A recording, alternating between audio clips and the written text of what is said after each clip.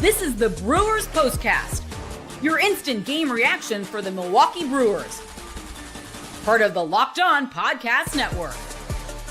Your team every day.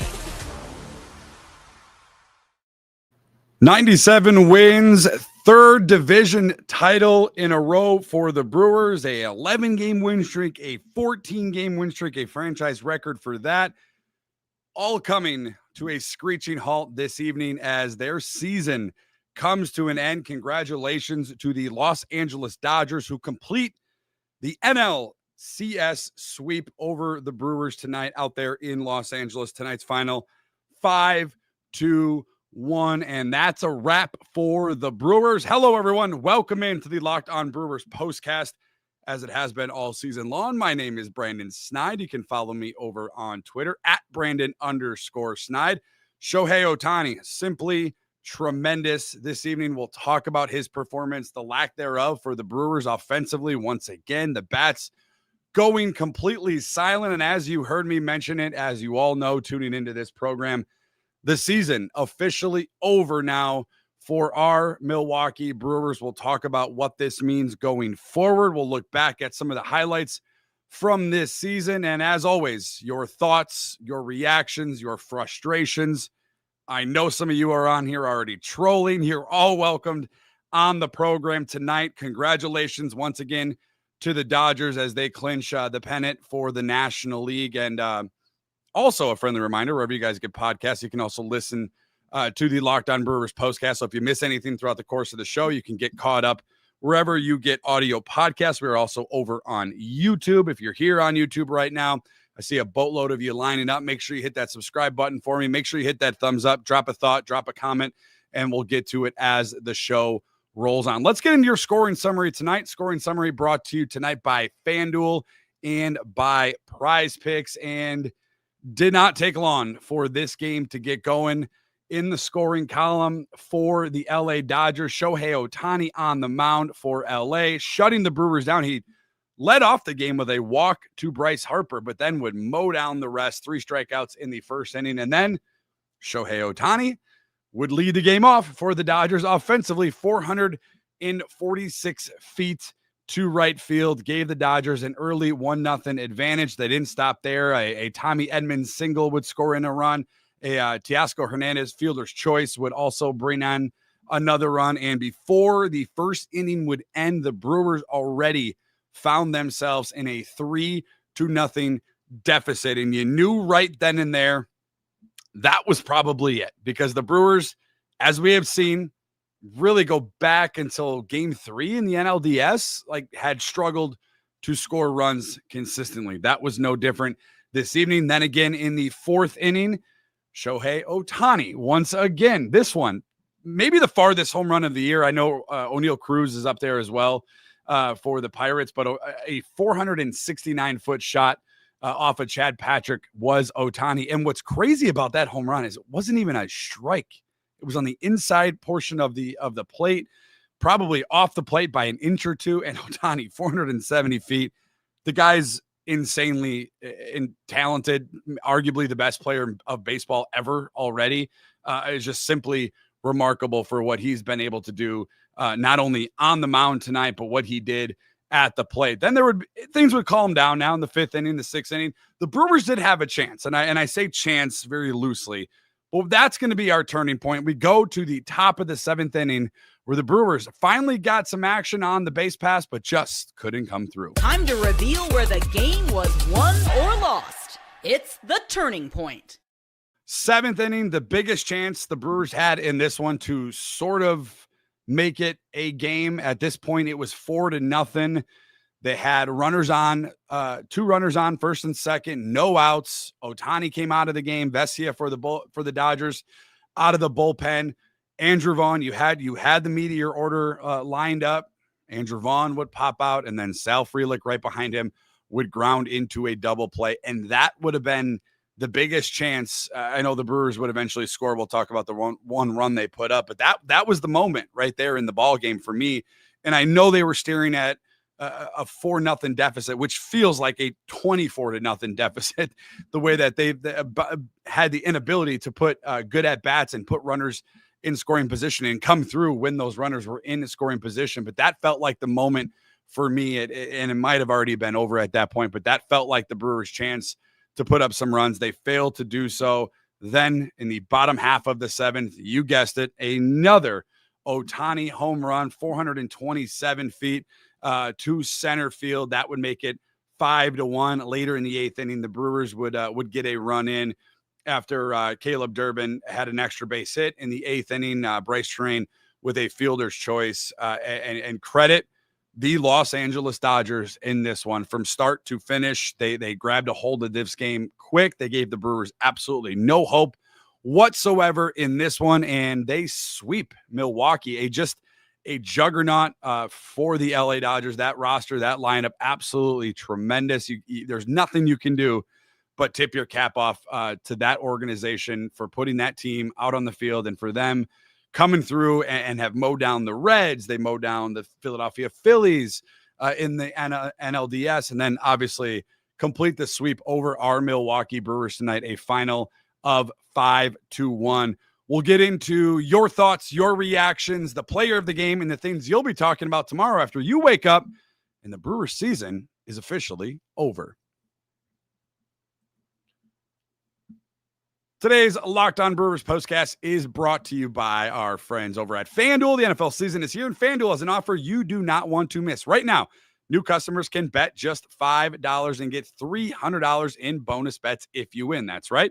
Pick a bet, put down $5, and if it hits, you'll unlock $300 in bonus bets to use across the app. Whether you're a casual fan or if you love diving into the stats, FanDuel makes the game day experience so much better. So what are you waiting for? Visit FanDuel.com, download the app, put that first $5 bet down. If it hits, you'll get $300 in bonus bets to use across the app. It's really simple. Go to FanDuel.com, download the FanDuel app to get started. Once again, FanDuel.com. Today's Locked On Brewers postcast is also brought to you by Prize Picks. Every day we make decisions, but on Prize Picks, being right can actually get you paid.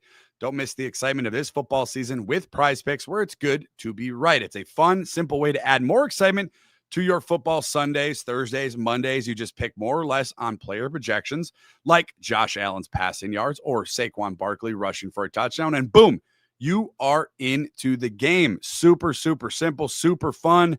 Download the Prize Pick app today and use code LOCKEDONMLB to get $50 in lineups after you play your first $5 lineup. Once again, that code is LOCKEDONMLB for $50 in lineups after your first $5 lineup. Once again, go to Prize Picks, use code LOCKEDONMLB.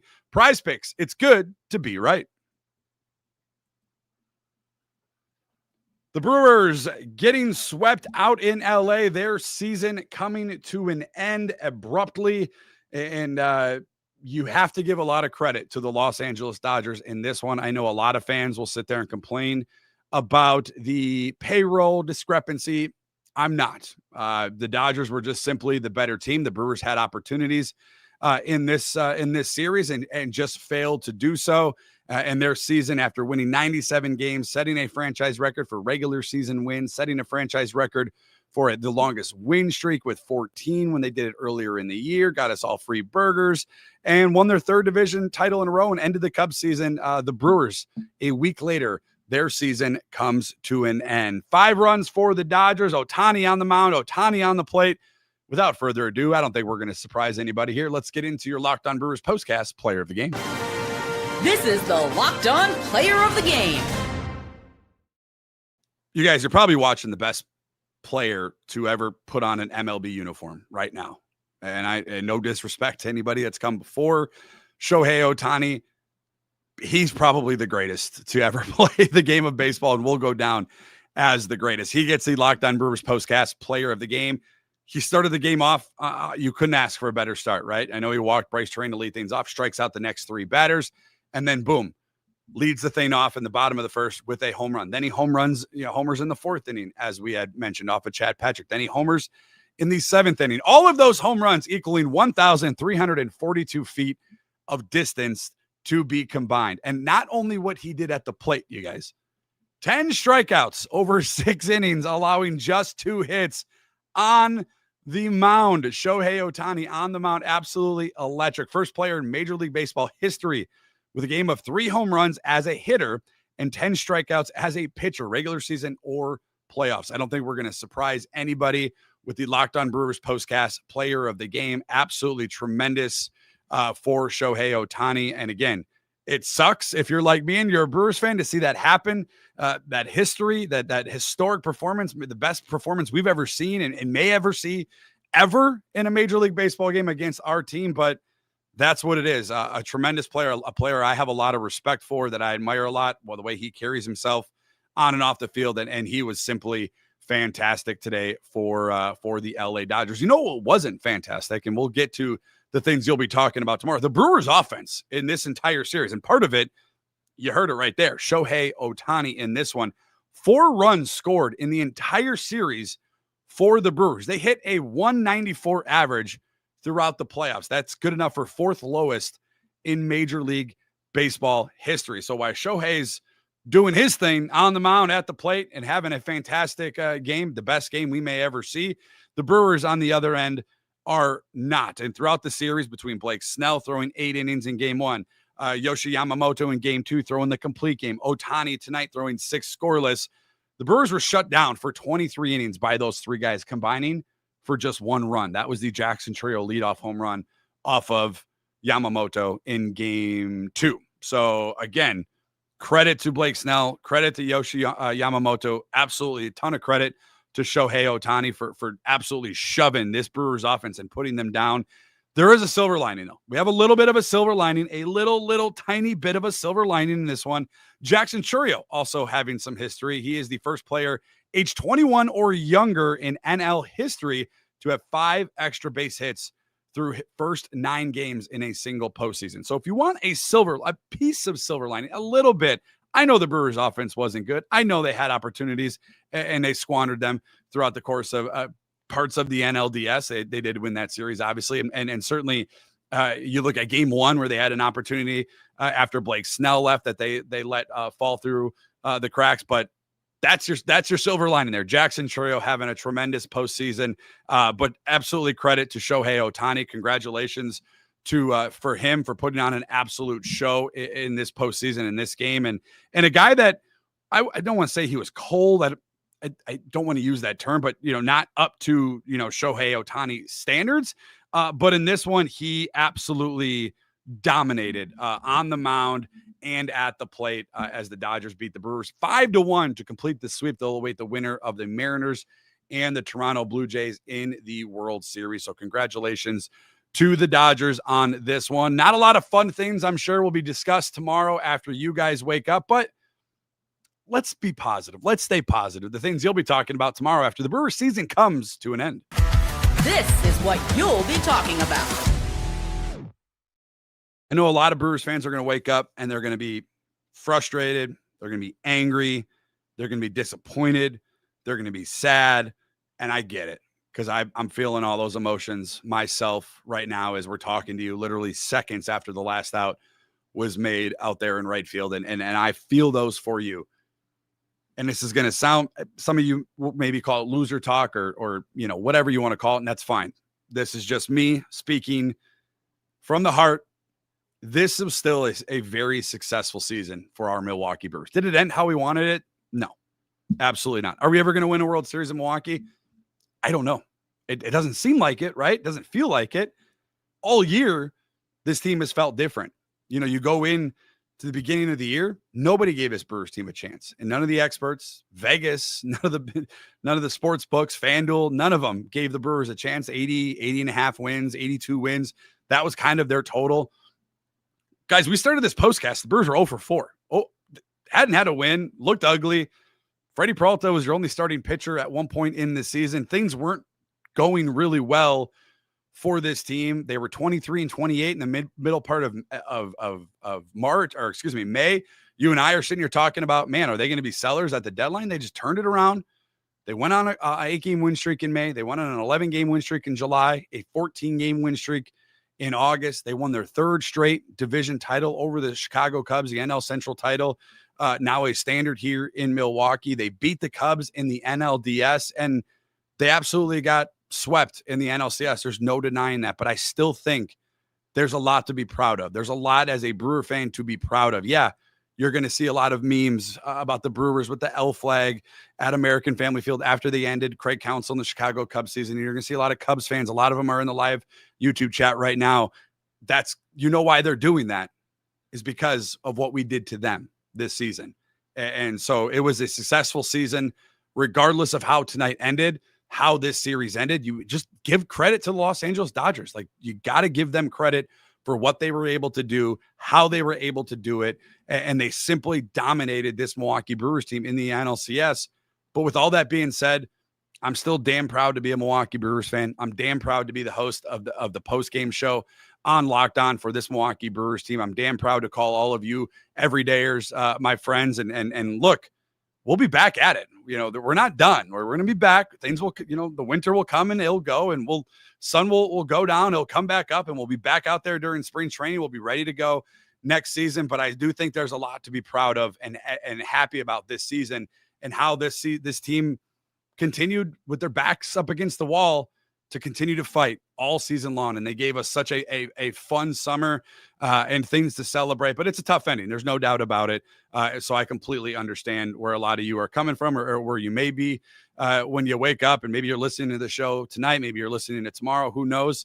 My thanks as always to all of you, but I still am very proud of this team and happy for the things that they accomplished. Let's get into it. Your thoughts, your reactions. We begin with Everydayer Harley. This is what the crew will always be, a great regular season team who can't compete with the big guns in October. Until Mark A spends more money on talent, nothing will change. This is their ceiling. It is, again, it's going to be hard to argue with you guys. It's going to be hard to tell you you're wrong and that you're overreacting. I get it. I hope you and I celebrate a World Series appearance and title eventually. It certainly... It feels like every year where they go to the postseason, 2018 felt different, right? 2011 felt good. You felt, like maybe last year was the year, and you led that division wire to wire. And this year was just so many different parts, right? It was so up and down. It did feel different this year. It certainly did. And that's, for a lot of different reasons, right? You had a lot of ups and downs, and they continue to prove us wrong all year long, and to see it end in such, I don't want to say embarrassing fashion, but I mean, you only score 4 runs in 4 games, and you don't even hit the ball at a 200 average. I mean, there's really no hiding from that. Everydayer Cody, 97 wins isn't anything to snuff at, and winning the 3rd straight division crown, excellent. Making the Cubs fans still cry about a flag is priceless, but they need a bat or two badly, and I'm fine with our pitching. There's still good things to be positive about, right, guys? Like, I know Chad Patrick gave up a moonshot today to Ohtani. Chad Patrick was awesome, was nails this postseason, right? Abner Uribe. These are all young players, right? Quinn Priester. Jacob Mizorowski, you guys, maybe the only reason the Brewers had a chance in Game 3 yesterday, where they lost 3-1, but Jacob Mizorowski setting records, Major League Baseball records, Brewer records. Like, Sal Frelick was great all year. Bryce Terrain shown flashes. Jackson Chourio set postseason records, as we just rattled off, for what he was able to do. Still things to be positive about. I understand nobody wants to be positive after you get swept in a championship series. They made the Final Four, for baseball. They made the Final 2 for the National League. There's still things to be positive about. Everydayer Steven says that was sad.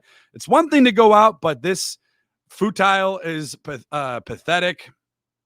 Yeah, I mean, again, score 4 runs in 4 games. It is pathetic. I mean, it's bad. It's bad.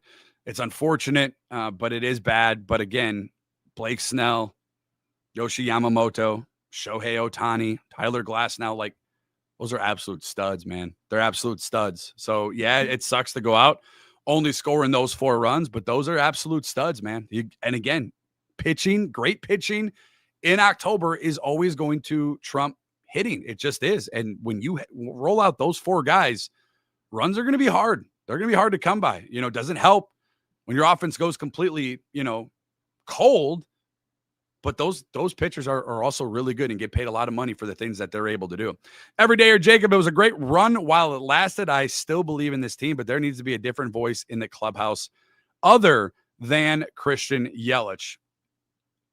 I feel bad for Christian Yelich, man. And I know a lot of fans are going to point to the numbers and say no RBI since 2018 in the postseason. And I get it. I understand. But you don't think that dude wants it out there? You don't think he's upset at his performance and disappointed in what he failed to do for this organization? You know, the burden he wears on his shoulder for the contract that he has and not being able to perform. And I get it. We don't care about that. He gets paid all this money. We want him to go out there and hit home runs and hit extra base hits and bring in runs. And I get it. I just feel bad for Christian Yelich because I know he wanted it. I know for a fact he's wanted this more than anybody else for so many different reasons, right? You talk about, living up to the contract that he signed, what Bob Uecker meant to him, and what happened to Bob Uecker and what it meant for this city and this organization. And he wears a lot of that. He does. And so I feel for him after this postseason. I hope he's healthy. I hope he's healthy coming into next year, and I'm excited to see what he can do. Will, as great as the regular season was, a sweep and a horrendous offensive showing is unacceptable. It's going to be tough to change anybody's mind, with how this team, or the lack thereof, performed in the NLCS. Again, I rattled off the numbers, right? 4 runs the entire series. They averaged 1 run per game. They hit less than 200 throughout the postseason. Which is the 4th lowest in Major League Baseball if you miss that portion of it. So it's going to be hard to talk people out of that. I totally understand it. It happens. Unfortunately, it's part of baseball. The Brewers hit rock bottom offensively at the absolute worst time. And the Dodgers didn't. And they're healthy and they're getting big hits. They're getting, Shohei Ohtani with 3 home runs. I mean, setting, records, maybe the best performance we'll ever see in a postseason game, maybe the best performance we'll ever see, period, like point blank period, was tonight. And it was against our team. And unfortunately it comes to an end. Gray man over on YouTube. I definitely feel like we got in the Cubs fans' head. See you next year. Just remember, if LA loses the series, then it proves it was all a fluke. We will sadly see baseball over for all teams regardless. Yeah, the season shortly coming to an end, right? World Series right around the corner. To your Cubs comment, I don't think there's any doubt about it. That rivalry has been ignited, if it wasn't already. The Brewers absolutely poking the bear after they beat the Cubs in the NLDS with the flag. And I have no issue with what the Brewers did, about having the flag and having the pitcher, and totally understand, it's a rivalry. It's fun. Growing Grounds over on YouTube. He says, Brandon, shut up. You try so hard to talk about this crap in such a corporate way. You hurt, man. Stop faking it. When the Brewers won, you were pumped up. So quit the act, dude. I don't think it's an act. I think Growing Grounds, when the Brewers went down and lost the first 2 games at American Family Field, I think everybody kind of saw the writing on the wall. Like, you knew it was going to happen. Then you lose game 3. You already know what's going to happen. A team only coming back from 3-0 has won 1 time, and there's no corporate act. I don't work for a corporation, my friend. I am a Brewers fan. Yeah, I lived and died when in that NLDS and all season long. But I also know that the Dodgers are a very, very, very, very, very, very good team and a well-run organization, and have put out 4 Cy Young candidates on the mound against my favorite team. So I'm not faking anything. Am I upset? Yeah, I'm upset. My season's over. My favorite team's season came to an end. But you're not seeing any fake out of me. I'm frustrated, but I'm proud of this team, right? They accomplished more than I thought they were going to be. I don't know if you were around during the beginning portion of the season, Growing Grounds, but we thought the season might be over in May.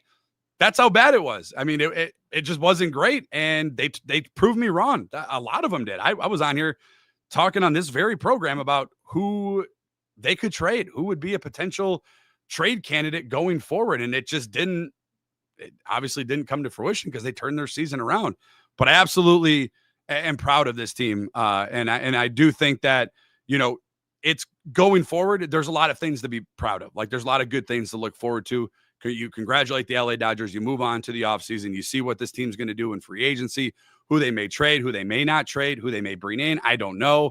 A lot of things also lingering with the potential CBA dispute going after 2027 and beyond. So we'll see. Again, was it an embarrassing performance, in the NLCS for the Brewers? Yeah, you score 4 runs, you get embarrassed at home, you lose 2 games at American Family Field, you immediately lose home field advantage, and it has been upsetting in that fashion because that wasn't the team we saw all year. That wasn't the team that we saw all season long. They were very uncharacteristic in this series, and part of that is the playoff pressure, right? You're in the National League Championship Series. You're going up against a team who just won the World Series and who has some of the best players in baseball, probably the best player we'll ever see in baseball. Like, there's pressure to that as well, and I think that got to the Brewers, and I think that played into how they wrapped up their season with a 5-1 loss at the hands of the Dodgers, the 4-game sweep. And unfortunately, they'll do it for us on the Locked On Brewers postcast for this season. I cannot thank you guys enough for tuning in. We started this from the ground up. We started in April. It was a rough start for the season. We went through the ups and downs, and we had an absolute blast. And I cannot thank each and every one of you for tuning in, for following me on social media, for messaging me, for coming into the live chat, for trolling, for having fun, calling me fake, celebrating with me. Whatever you did, you attributed it to the Locked On Brewers postcast, and my thanks goes out to each and every one of you. Thank you guys for tuning in. Thank you for always making Locked On Brewers part of your day each and every day. Remember, my guy Chuck Freeman's got you covered all off season. You'll be able to catch up on what the Brewers are doing, what they're not doing. Maybe you can voice some celebrations, some frustrations along his way as well. But again, my name is Brandon Snide. You can follow me on Twitter at Brandon_Snide. I truly mean it from the bottom of my heart. Thank you guys for all season long. I've had an absolute blast. This has been probably the most fun job I've ever had. And we've had some great moments and we've had some not so great moments, which includes tonight's 5-1 loss, the season coming to an end after the sweep against the Los Angeles Dodgers. Congratulations to LA. Congratulations to Shohei Ohtani. Also, congratulations to our Milwaukee Brewers. A heck of a season when nobody said you could do it. You went out there and won 97 games. You won the National League Central Division title. Playoff baseball is now the standard in Milwaukee, and we'll see how they do starting again next year. And then God willing, I'm here with you talking about the Brewers after each and every game next season. But as always, thank you guys. Thank you. Wherever you guys get audio podcasts, you can listen to the Locked On Brewers postcast and the Locked On Brewers daily podcast with my guy, Chuck Freeman. And also over on YouTube, make sure you hit that subscribe button. Make sure you hit that thumbs up button. Make sure you hit that notification bell. Get notified when the shows are ready for you to be ready to be consumed. And we'll be talking about the Brewers in just a couple of months. Have a great winter, everybody. Stay safe. And as always, win, lose, or draw, no matter what happens all season long, it's been this. It's tough after the season comes to an end. But man, win, lose, or draw, it is always go Brewers. Have a good one, everyone. See you.